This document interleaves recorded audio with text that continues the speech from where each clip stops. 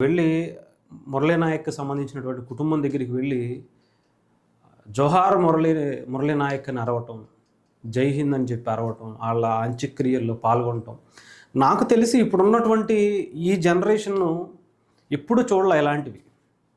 గతంలో కూడా టీడీపీ ప్రభుత్వం, లేదంటే కాంగ్రెస్ ప్రభుత్వం, ఇంకొక ప్రభుత్వాలు ఉన్నాయి. కానీ ఇలా దేశం గురించి ప్రజల్ని, ముఖ్యంగా ఇప్పుడున్నటువంటి యువతని ఈ మార్గంలో తీసుకువెళ్ళటం, వాళ్ళల్లో నరాల్లో దేశభక్తిని నింపటం అనేది చాలా చాలా చాలా ఇప్పటివరకు ఏ ప్రభుత్వం కూడా చేయలే.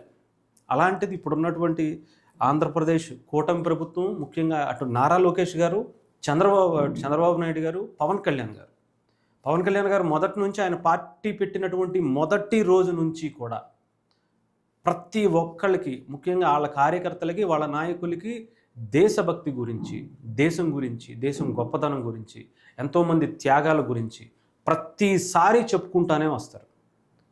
ప్రతి స్పీచ్ లాస్ట్లో కూడా జై హింద్ అనేది ఫస్ట్ నుంచి, ఆయన సినిమాల నుంచి మొదలు పెడితే ఇప్పటి వరకు కూడా అది జరుగుతూనే ఉంటుంది.